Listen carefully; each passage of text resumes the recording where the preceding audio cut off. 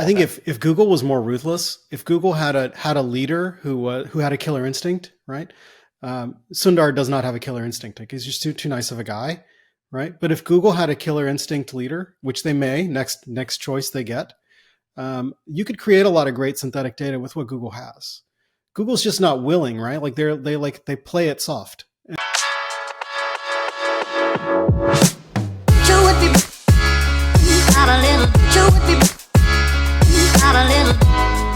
Hey everyone, welcome back to the Scholar AI Founders Pod.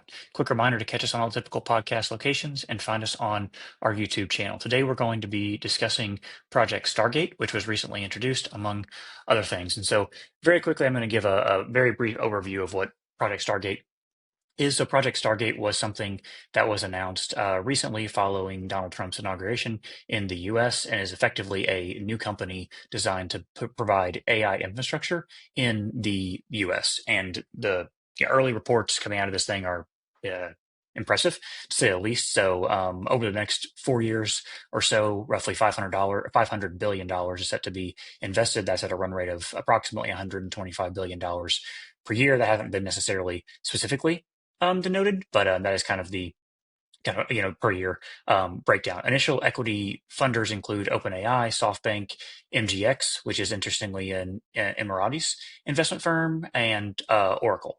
And so there are other key technology partners that are meant to help build out this infrastructure. OpenAI is included, Microsoft, given their partnership, ARM, NVIDIA as chip providers, and then Oracle to help with some security, data providing, that kind of thing. And so Lakshay, what do you think? Why is this happening? Why now? Why do we think this is an inflection point?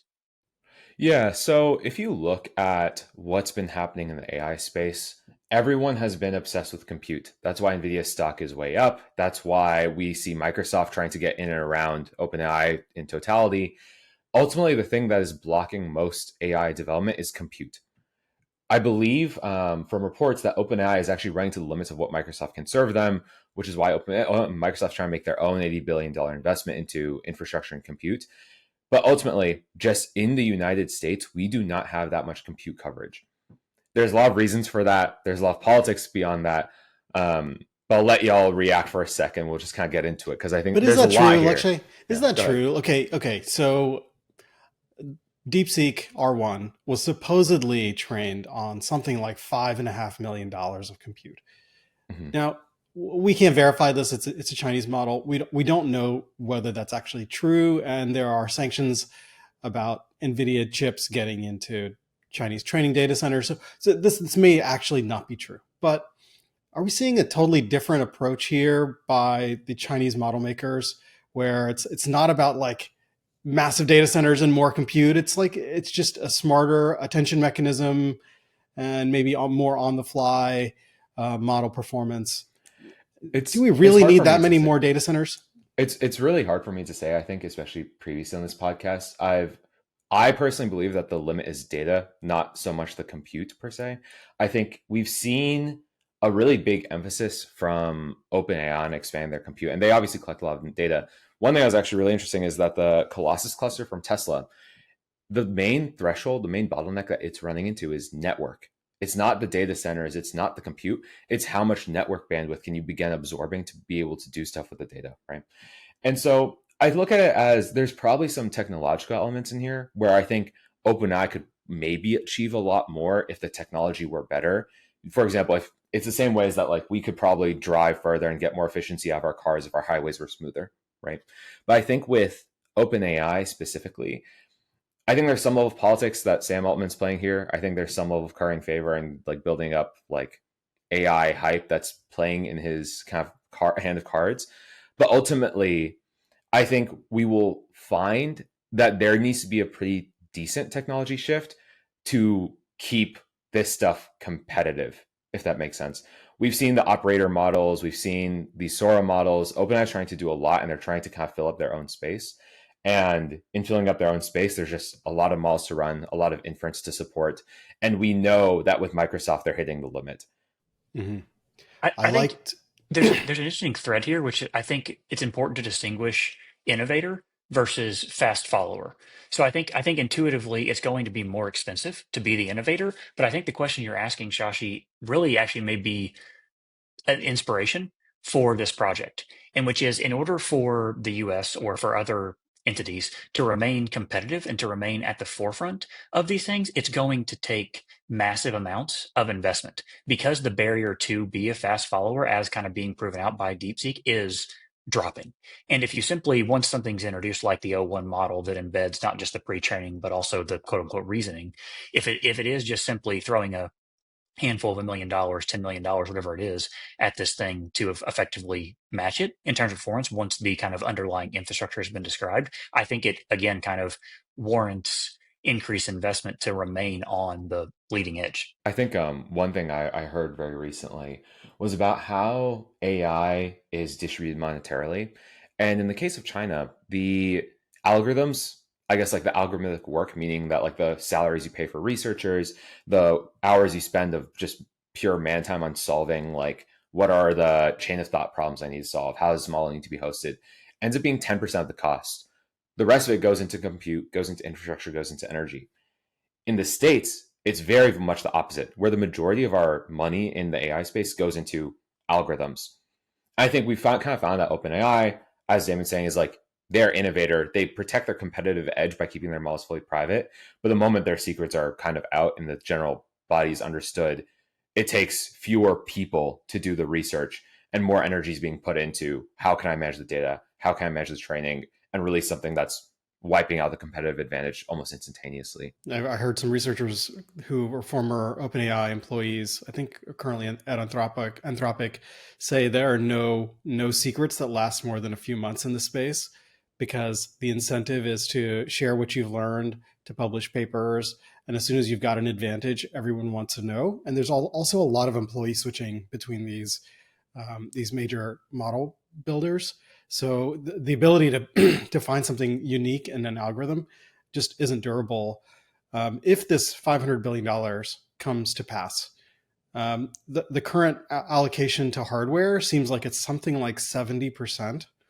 So if that were the case, and if the majority of that is to NVIDIA, I mean, is this all like a bull case for like the way I'm reading this is that this is a bull case for NVIDIA as a company. It's a bull case for all the data center providers, the wiring, the cooling, power, all the stuff that goes into data centers. Like, is this all really just a bull case for hardware, chips, power? I think if Lakshay's earlier hypothesis is correct in that like the networking of this kind of, the metaphorical railroads or roads of this thing is that I think it's a bullish take on hardware in general. So not just the chips itself, but also the, like you're saying, fiber optic cables, inference things running, that kind of thing. I I was think listening to with an go So ahead. I was listening to a talk by the CEO of AMD, which is another company involved in this process. They're doing the non GPU kind of like core processing component of these systems, and they also play a coordinating role. And and he was saying actually like the scale that we're talking about, just being able to plug wires into systems, just like connecting wires, is like a massive human problem. And Mm-hmm. just like there's like an emergent need for robotics to just do these kind of like blocking and tackling kinds of things, like connect this kind of wire to this input and this output. Yeah, so the first data center is already underway in Texas. The first one underneath this project's kind of title. And I think there's a lot kind of going on there already. This is for context for the audience, even though this is something that Trump announced on like his first couple of days in office, it's fully a private project. So this is not like a highway infrastructure project. This is not a Manhattan project. There's no public works here. This is all ultimately money that is going into a private corporation. So at the end of the day, it's still a product or service that comes out of whatever this thing is that is being paid for by enterprises, by government, by whoever it is. I think the thing that is pretty interesting to kind of consider is this is not public work.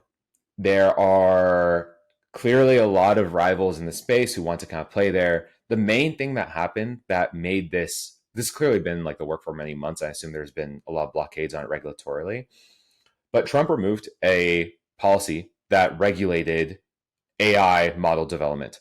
A lot of those regulations, Trump has just in general been pro acceleration of AI. Um, a lot of lobbying has probably happened between the big providers, between OpenAI, Anthropic, whosoever, that's kind of allowed these models to kind of take off and go full force. So this project, not government, just kind of almost government endorsed. There's no money coming in from taxpayer money, at least yet, from what we know, that's going into this project. But Shashi, I'd like to point to you. Where's the rest of the money coming from? This whole thing is like this. Sam Altman will go down as like either 100x Bernie Madoff or 100x Theranos. Like, I just don't know what kind of like massive implosion OpenAI will turn into, but it will be a freaking supernova. Like when this thing implodes, there's just not enough $20 a month subscriptions to pay back $5 billion a quarter of investment, plus whatever's going to go into all of these kind of double downs and triple downs like Project Stargate. Now, I don't understand what the like who is sitting at a financial model and it's like and mapping out the number of like $20 a month, or let's be optimistic. Let's say these guys everybody upgrades to $100 a month OpenAI subscription. Like it's not enough money. I'm sorry. Like I don't understand how more and more money goes into these ideas. And this Project Stargate is supposedly being operated by OpenAI. Like they're the ones at the steering wheel, and it's going to be underpinned by Masa-san as chairman, bringing capital to the table. Microsoft is supposedly bringing $80 billion of capital to the table. But Microsoft is shrewd. Microsoft is a very bad operating company and a very good acquisition company. This is a deal, right? Satya is a deal maker. He knows deals. He knows shrewd deals. He will make this a positive play for Microsoft in an M&A capacity. So there's like this really complex, like there's like a cauldron that they're putting all this stuff into in this new private company that Masa-san is chief executive of. Sorry, Masa-san is chairman of. OpenAI is operating partner of. And it'll be fascinating to see what actually does and doesn't materialize. Trump has, of course, historically made very, very big claims and not always fulfilled those to 100%. And so some amount of this is bluster. We get that. Sam Altman is continuing to kind of expand the OpenAI scope and role, but there are really good. The reality is it's a highly competitive space. There are some really good open source models. Llama is really good and getting better. DeepSeek is open source, really good and getting better, supposedly. And so it's just hard to imagine how a model maker makes enough money to pay back any fraction of the investment that's going into it. Yeah, I think I saw the Microsoft clip you're referring to. So shortly after this announcement came out, there is a little short clip that went fairly viral on Twitter where an interviewer was asking Satya Nadella about Microsoft's position in this whole deal. I didn't read it as, I kind of read it as like OpenAI slowly kind of trying to push them to the outskirts. I think I agree with you in that like Satya Nadella has proven to be a deal maker, so probably has like a lot more leverage than he came across with. But I didn't read that as like my 80 billion is going into this Project Stargate necessarily. It sounded more like there's like a beginning of a rift kind of showing, and there has been, like OpenAI has been kind of curving them away and trying to pull off legal maneuvers to like let their profit sharing decrease. But I didn't read it necessarily as Microsoft is putting a lot of money into what this Project Stargate is. It was a commitment from Microsoft on their own. I think that's at least how I read it. I kind of view it almost through two different lenses that you two were describing. Number one, to the Microsoft point, I actually see this as something that Microsoft viewed themselves as not sustainable.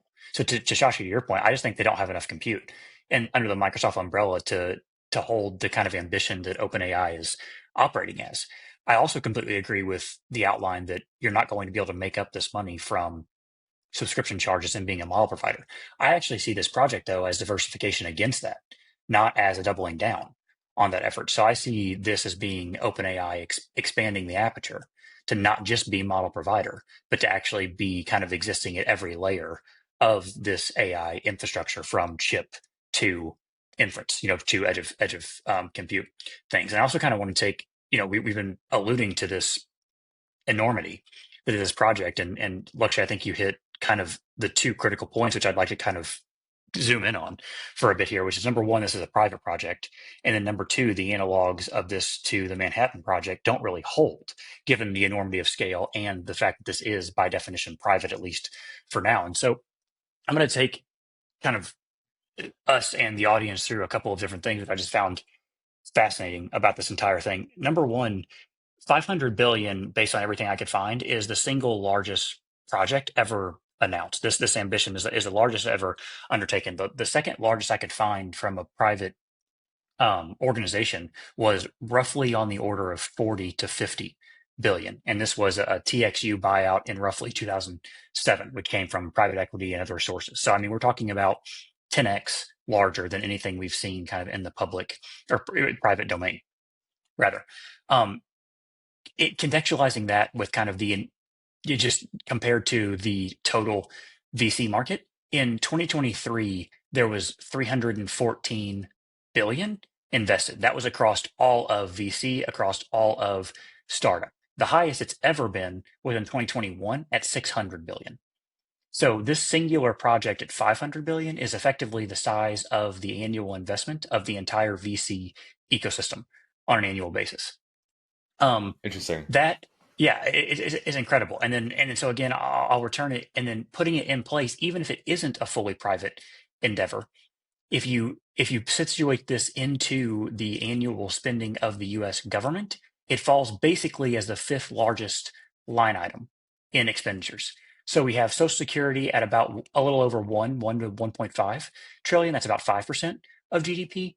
Medicare is about 3%, so at 840 billion, give or take. If you want to lump Medicaid into that, is another 600 billion. So that in aggregate is 5 to 6%. And then defense is roughly 3%, 800 billion. Project Stargate would be the next largest line item at 500 billion, followed then by something that is, again, roughly 10 orders, an order of magnitude lower at income security programs at 44 billion. Yeah, so this thing Trump is...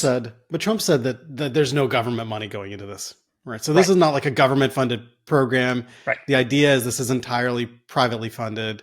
No taxpayer dollars go into it. So if that's the case, then the money has to come from private investors who need to see financial upside. Okay. So UAE's got the MGX kind of vehicle that's going to put some money in. I get the feeling that the lines of like what's in and what's out of this 500 billion are fairly blurred.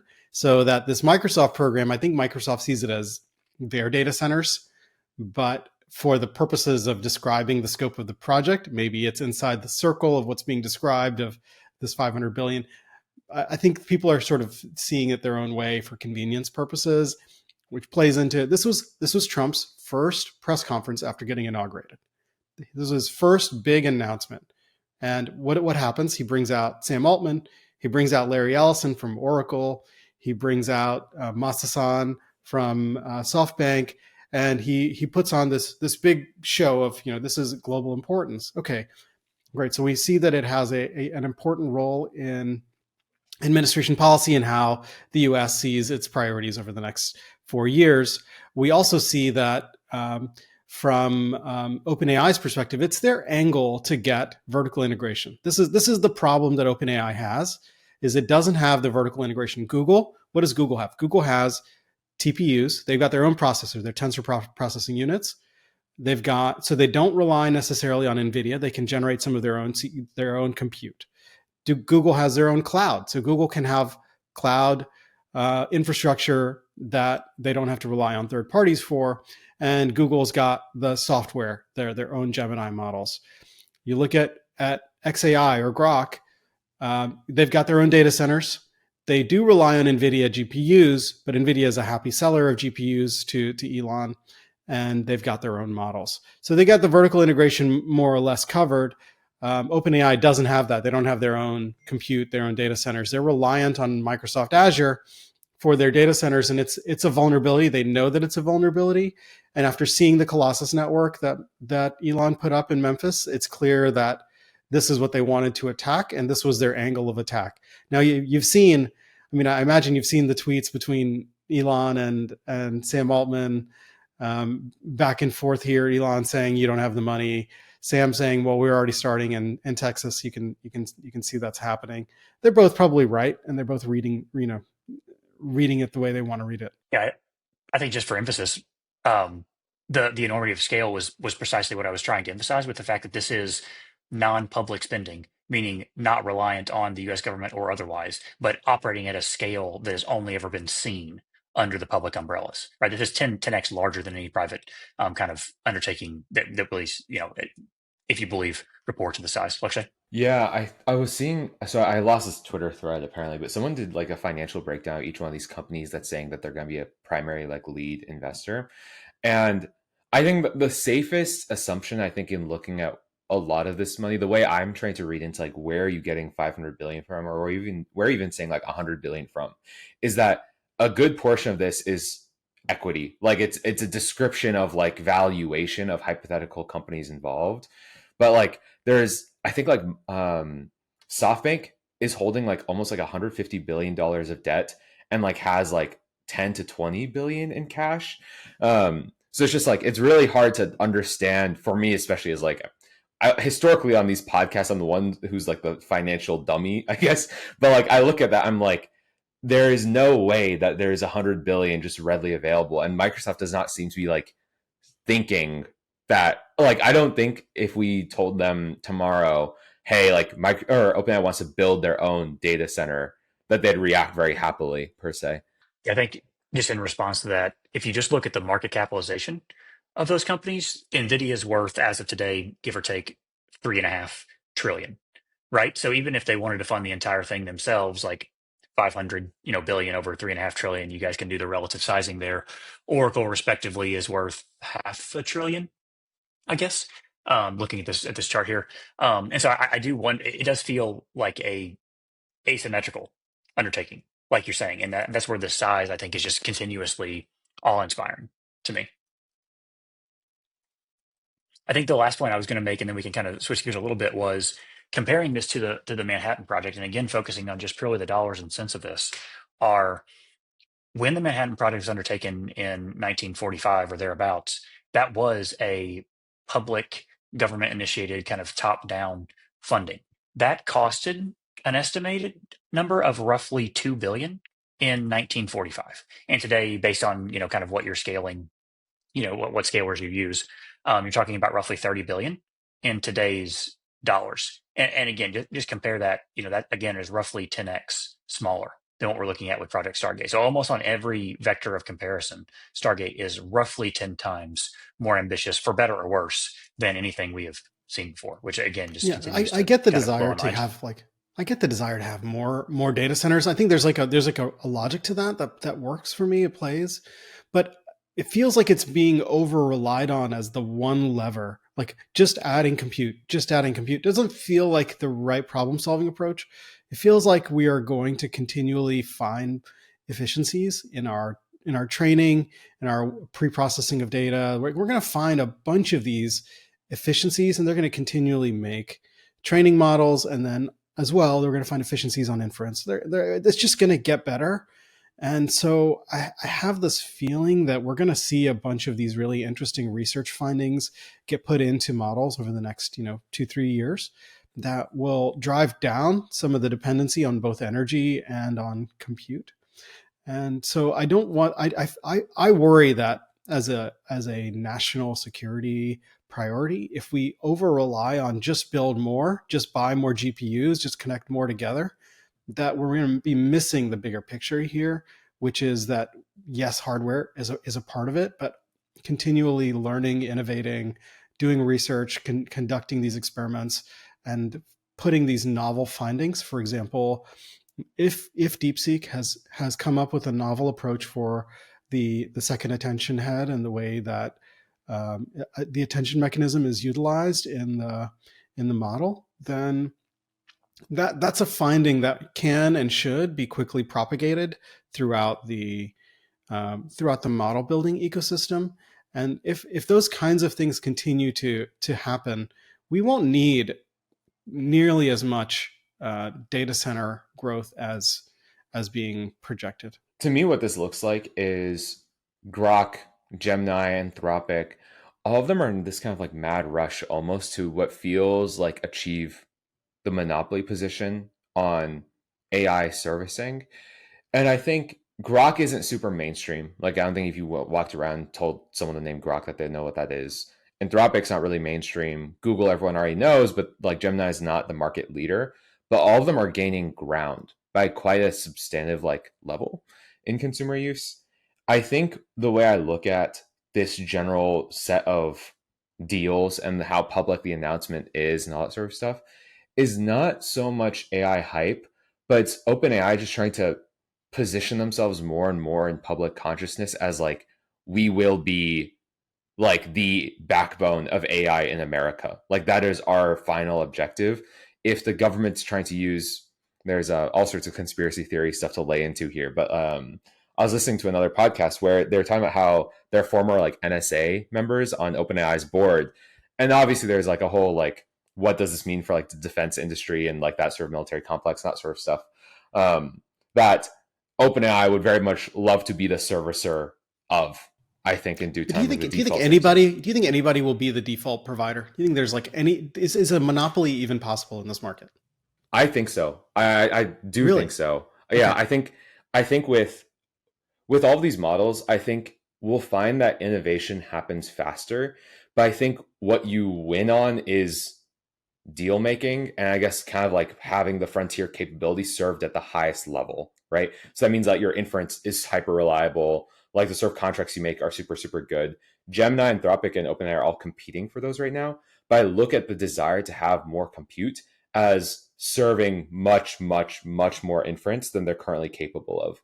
I think in an ideal world, OpenAI would love to just like, if it weren't for the finances, any one of these companies would love to be able to offer their tool for free and just farm up all the data that they possibly could, but they can't because it's expensive. You get onto your own compute cluster, you get to own like what's happening with energy efficiency, you get to like do the technological innovation on your own level to say, I want to run inference for 300 million people in the United States and the governments and these private companies, all that sort of stuff.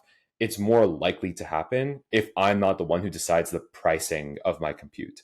I, Sorry, I I don't know said that that I backwards. Yeah, yeah. Yeah, I don't know that I agree completely with monopoly, but it does feel like oligarchy in the sense that like it does feel like you're going to have a handful in the same way that you have a handful of cloud providers that kind of won that space. It just feels like the need to build out these data centers, the need to pipe in your own energy potentially, all are going to exist under this umbrella where these model providers are a handful of companies. yeah, I could see maybe a path to a handful of companies, Damon.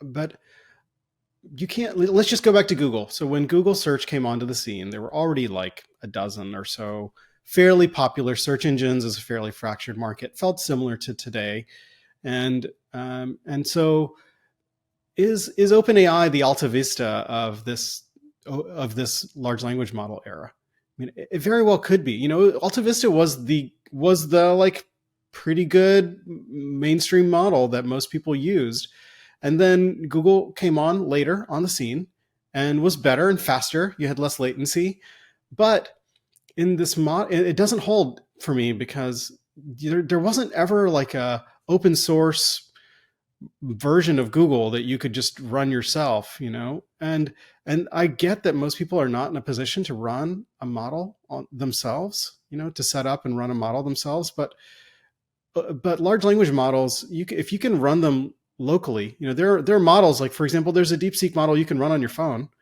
and if you can run a model locally on your device, I can't run Google on, you know, locally independent of Google the company. So there's a moat there for any search engine provider, and there's network effects with advertising. And so I just don't see the same dynamics with large language models. I don't get how any of us would be compelled to use any specific model. And more importantly than that, in order to get down to a monopoly, you have to give all of the other model providers a reason to get out of this market. I just don't see Google ever getting out of this market. Like, I don't see any scenario where Google decides they're not going to play in this space anymore. I don't see any scenario where Meta says we're not going to offer Llama up as an open source alternative. I don't see any scenario where DeepSeek or some Chinese government sponsored model goes away, right? Like, there's just going to be too many players in this market for too long. I mean, if we're talking about over the next 10 to 15 years, I don't see how anyone gets to a monopoly by definition, forcing everybody else to say, I'm done with this thing. Yeah, I think two thoughts. Number one, I think the only way you get to an oligarchy slash monopoly is if it's not just by providing the model. I completely agree with you that like if you are by definition a model provider, there you do have eroding market share kind of in all cases, given open source, given other possible competition. So again, I think just harkening back to Stargate, this feels to me like diversification against just providing the model, where OpenAI will be the model provider. OpenAI will then own kind of the vertical integration of whatever aspect of Stargate is theirs. And that's kind of how they defend against that. I also think the question that you ask is OpenAI, AltaVista, or Ask Jeeves, or Yahoo, or are they Google in this? I think is another interesting question, and one that I feel less clear on at this point. Like if you told me that OpenAI was among the winners or among the losers of this kind of emerging oligarchy, that to me does feel like maybe a 50-50 split. Like I don't know that I have, overall conviction that OpenAI is going to win out. Here, I guess my conviction just more so lies in the fact that a handful of companies will. And Well, OpenAI let's play currently, out that game, Damon. So let's play out. So let's say you can pick two names. Who's still in this large language model game in 10 years? Right? Who's still playing? Pick two. yes. So I think if I had to pick two, like current state of affairs, pick two, I would pick Google and the consortium that is Elon Musk's umbrella. So XAI, Tesla, Grok, that Mm-hmm. X, Yeah. for lack of Yeah. those to me. Lakshay? If you Yeah. force me into two, that would be those. Yeah. Okay. Lakshay, pick two. AI meaning like anything, like not just Large LLM. language models. Large Yeah. language. Oh, just large language. Yes. Who's still offering a large language model in 10 years? Pick two that still survive. My bet's Google, OpenAI. I think I do hear the like bull case on Elon. I generally agree that they'll do very, very well in the AI space in general. The way I look at that, this problem set, again, to me, what the bottleneck is the data. I guess kind of implicitly like what's being found in Colossus cluster, what's happening at Microsoft is you can have as much data as you want, but there is some level of like you need the technology to get a little bit better and you need the compute to just be a little bit more available than it currently is. And I think I kind of agree with the thesis that erosion from open space is one that's ongoing. I think you can't bet on the model having a competitive advantage. What I do think becomes the competitive advantage is in due time is how much inference are you able to serve and at what cost? And I think Google, their distribution solved. They don't have a distribution problem. OpenAI leads in distribution of just the LLM product as it currently stands, meaning that for LLM projects, they are farming the most data and can lead to the most like quality research outcomes, or they have the biggest data set off which to evolve. And if they are getting more clusters themselves, they're getting to own the technology layer of like how is our service being run and distributed in the entire world. I think they can begin to develop a power efficiency like advantage that you don't get so much of in a research context. You don't get so much of in open source context. I do agree that there will 100% be a place that open source continues to thrive and live in private companies and all that sort of stuff. But I just find it hard to digest, perhaps, to say that like open source will actually threaten the business of closed source companies because they're playing the game of distribution, not necessarily model quality. It's like the numerator is quality of model and speed of inference, and I guess like uptime of inference over energy cost. And what OpenAI has just done, or what it perceives to me as what they're trying to do, is they're taking the cost of inference and trying to drop that denominator as much as possible effectively. Mm-hmm, mm-hmm. I process this as atoms and bits, and I think there will be a winner in each of those dimensions of atoms and bits. Sorry, of yes, atoms. So I think XAI will lead the robotics data set, and therefore have the most training data from Optimus, from Tesla related data set, from all of the robotics based real world physics information. And so I think XAI will be a survivor in this in 10 years. And then the other is when you want information or you want action done on the web, I think Google will be, this is life or death for Google. Like Google will never stop fighting this fight, right? This is not a fight that Google can say, we're not gonna fight that fight anymore. We're just gonna go about our business. That is not an alternative for Google. And so Google will fight this one to the death, and Google will last longer than OpenAI Google will last longer than Anthropic. And anyone else who goes through a winter, right? Every industry goes through some kind of winter. This one will too. The money will dry up. There will be challenge and difficulty. And in that winter, Google will survive. They will have more fortitude to fight through. So we talked about their vertical integration earlier with TPUs and data centers and their own models. Google wrote the paper, right? Let's remember, like, this is a 2017 paper from the Google Brain team. The attention is all you need paper that really drove this large language model innovation in the world. This is Google's fight to lose still. So I think humans will come down to having either you need, as a person, you need something to be done on the web via bits, and Google will be primary driver, and you need something to be done in atoms. I need something to be fabricated for me, or I want a car that looks exactly like this, or whatever. Tesla will be the best positioned in atoms. So actually, I've got to follow up because it sounds like we're in alignment in the sense that if you had to pick two, you're also going kind of XAI or Yes. Elon conglomerate plus Google. For me, the linchpin that makes me favor Google over OpenAI is YouTube. And specifically, it's the data that is currently available and that I think will become available as we begin to make strides in processing kind of visual information from videos. Can we pull out kind of synthetic data out of videos in a way we currently can't? If all of a sudden we had some regulatory demand or some, I don't know, company structure change in which YouTube was now kind of its separate entity from Google, I actually think my answer may switch from, Elon umbrella plus Google to Elon umbrella plus OpenAI. And I'm curious how that lands with you. Like, how much is YouTube, I guess, asking it concisely, how much is YouTube a kind of linchpin for you in Google's winning of this? If Yeah, you want to I call it think that. if Google was more ruthless, if Google had a leader who had a killer instinct, right? Sundar does not have a killer instinct. Like, he's just too nice of a guy, right? But if Google had a killer instinct leader, which they may, next choice they get, you could create a lot of great synthetic data with what Google has. Google's just not willing, right? Like they play it soft, and so as a soft company, they're not going to be able to fight back, right? Elon has absolute killer instinct. He will bend space and time to get his ideas to work, as we've seen with SpaceX and now Twitter is a big success as well as X.com. I don't think Google will be willing to do what it takes without YouTube data, as in the scenario you describe. I think YouTube data does become a really powerful component, but it's not powerful enough to win the game by itself. It needs to be combined with a Google search data or a Twitter feed or something else. It needs to be combined with something else to be super, super powerful. And so it becomes another important but non-decisive factor on the field of battle. And I could see them coming up with some kind of data sharing agreement back with Google, for example, for the purpose of model development.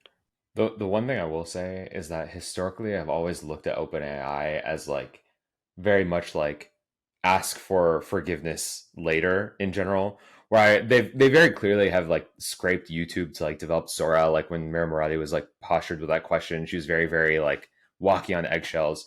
And I think especially with, I mean, we can talk about this just ever so mildly, but the operator model coming out is a thing that OpenAI released. Anthropic has released something similar, which kind of allows the AI model to like interact with your computer browser in a way that like bypasses typical bot checking, right? So if you or I were to use a bot on the internet and we wanted to get it to do something, there's typically like some level of like CAPTCHA or a Cloudflare check, something about like, oh, please select all the trucks on the screen to deter an AI model from being able to interact with that data for free.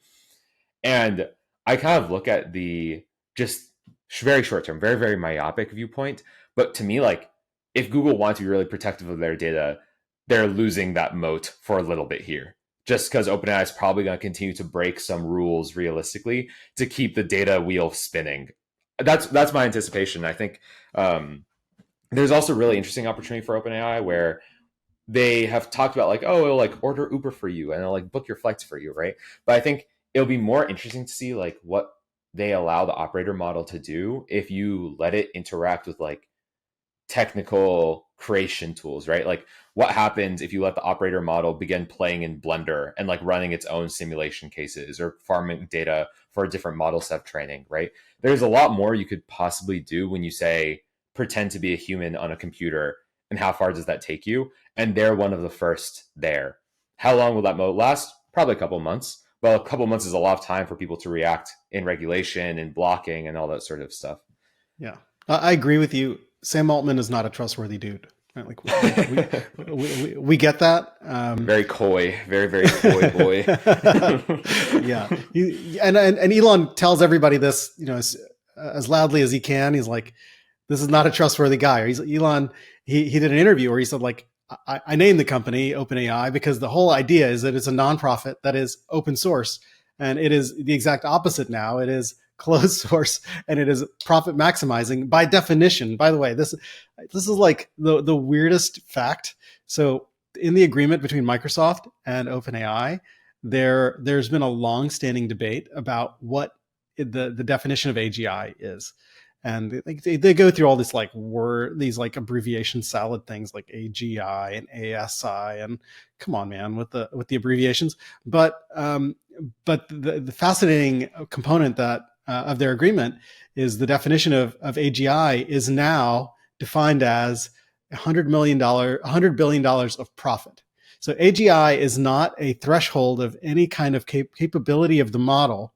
It is purely a profit number.